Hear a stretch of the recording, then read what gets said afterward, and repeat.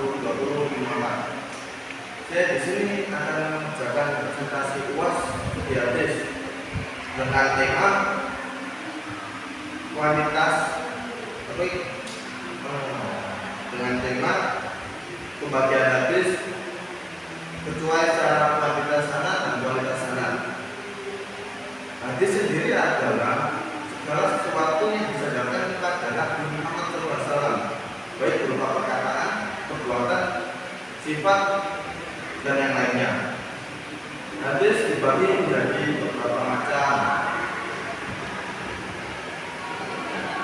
Ini pembagian hadis sendiri, yakni ada secara kuantitas sanad dan kualitas sanad. Secara kuantitas, hadis dibagi menjadi dua, yakni hadis mutawatir dan hadis ahad. Hadis mutawatir sendiri adalah secara bahasa berasal dari kata al-mutatabi, yakni yang datang kemudian beriringan atau beruntun. Secara istilah, hadis mutawatir adalah hadis yang diriwayatkan oleh banyak perawi pada tingkatnya yang mereka mustahil untuk sepakat berdusta. Kriteria hadis mutawatir, yakni satu, diriwayatkan oleh banyak orang perawi. Dua, pada tingkat sanad yang lebih dari adanya jumlah banyak, pada tingkatan selanjutnya. Setiap tingkat orang yang meriwayatkan pasti banyak, lebih dari 3. Dan ketiga, yakni mustahil untuk sepakat berdusta. Yang keempat, yakni hadis mutawatir isinya disandarkan kepada panca indera seperti melihat, mendengar, dan lain-lain. Hukum hadis mutawatir. Hadis mutawatir sendiri yakni memberi faedah ilmu doruri atau yakin dan wajib dilakukan. Macam-macam hadis mutawatir. Hadis mutawatir sendiri terbagi menjadi dua, yakni mutawatir lafzi dan mutawatir maknawi. Mutawatir lafzi yakni lafaz dan maknanya mutawatir. Maksudnya hadis mutawatir lafzi memiliki redaksi atau lafaz persis sama dalam sesuatu yang melahirkan informasi tersebut. Seperti contoh hadisnya yakni Nabi SAW bersabda, "Man kadzdzaba 'alayya muta'ammidan falyatabawa maq'adahu minan nar."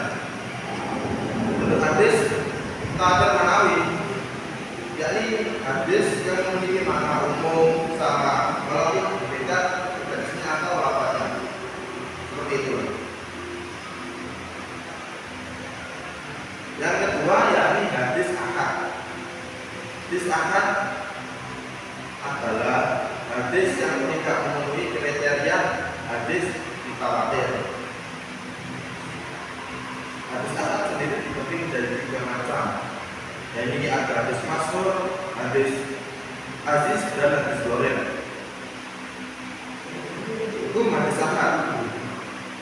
Hadis ahad secara hadis ahad yakni memiliki faedah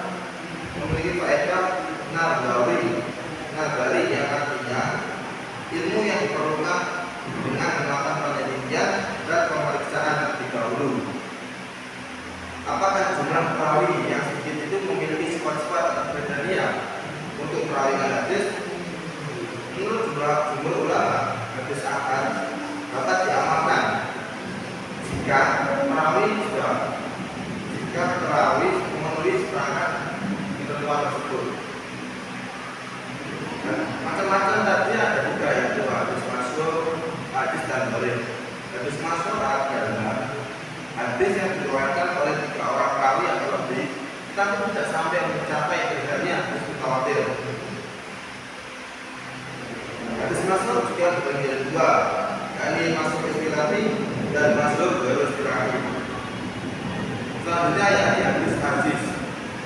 Hadis aziz adalah hadis yang diriwayatkan oleh 2 orang perawi. 2 orang perawi dari semua tingkatan sanadnya.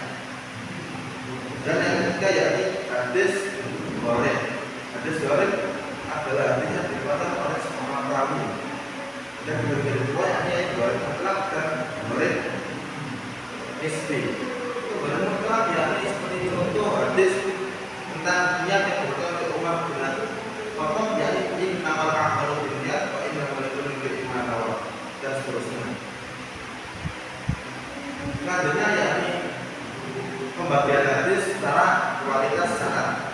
Secara kualitas sanad, hadis ini dibagi menjadi tiga, yakni hadis sahih, hasan, dan hadis dhaif. Hadis sahih adalah hadis yang bersambung sanadnya dan diriwayatkan oleh orang yang adil, dhabit, sempurna dari sesamanya dan selamat dari kejanggalan atau hilang. Apa itu kejanggalan? Ya seperti itu. Ilah adalah cacat, misalnya cacat, hadisnya tidak boleh cacat kalau hadis sahih. Kriteria hadis sahih: bersambungnya sanad, keadilan para perawi, hafalan yang sempurna dari para perawi, tidak terjadi kejanggalan dan tidak terjadi hilang atau cacat kaki. Macam-macam hadis sahih. Macam-macam hadis sahih ada dua, yakni sahih lijani dan sahih lighairi. Sahih lijani adalah hadis sahih yang perawinya memenuhi syarat kriteria hadis sahih tersebut. Untuk hadis sahih lighairi, perawinya tidak memenuhi syarat untuk menjadi hadis sahih, tapi menjadi hadis hasan. Akan tetapi bisa menjadi sahih lighairi karena diperkuat jalan atau sanad yang lain. Yang kedua yakni hadis hasan. Hadis hasan adalah hadis yang bersambung sanadnya, diriwayatkan oleh perawi yang adil dengan hafalan yang kurang sempurna daripada hadis sahih tadi, perawi hadis sahih, dan hadisnya tidak memiliki kejanggalan dan tidak mempunyai ilah atau cacat tadi. Macam-macam hadis hasan. Macam-macam hadis hasan juga dibagi menjadi dua, hasan lijani dan hasan lighairi. Hasan lijani adalah hadis hasan yang perawinya sudah memiliki kriteria menjadi hadis hasan. Sedangkan hadis hasan lighairi adalah hadis yang semulanya adalah hadis dhaif, tapi bisa menjadi naik tingkatannya menjadi hasan lighairi dengan cara terdapat cara lain yang membuat hadis tersebut. Selanjutnya yakni hadis dhaif.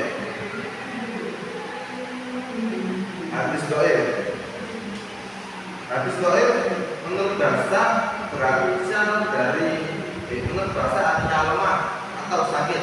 Lawan kata dari qawi atau kuat. Hadis dhaif lawannya adalah hadis sahih.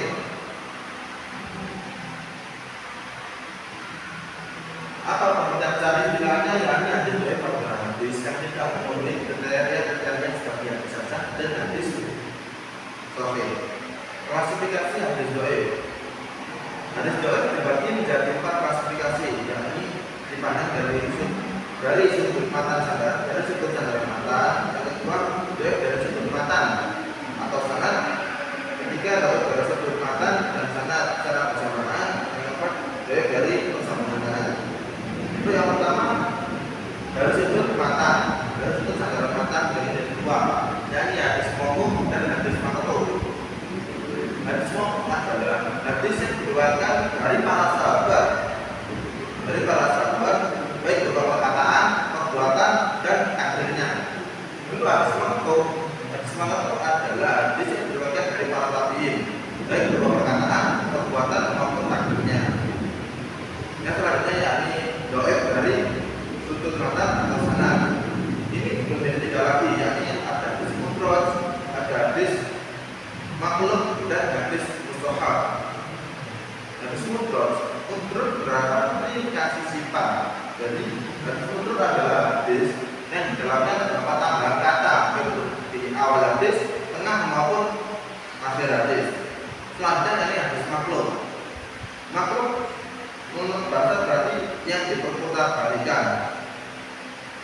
hadis yang terjadi pemutarbalikan matanya atau rawi atau sanad dan lainnya. Yang ketiga yakni hadis mushaf, yaitu hadis yang terdapat perbedaan dengan hadis yang diriwayatkan oleh orang yang thiqah karena di dalamnya terdapat perubahan buruk. Selanjutnya yakni dhaif dari sumber mata atau sanad secara bersamaan. Di sini terdapat dibagi menjadi dua macam, yakni hadis munkar dan hadis mu'allal. Hadis munkar sendiri adalah hadis yang diasingkan atau diingkari, hadis yang diingkari dan tidak dikenali, atau hadis yang diriwayatkan oleh perawi yang dhaif. Itu hadis mu'allal, yaitu hadis yang di dalamnya terdapat ilah atau cacat.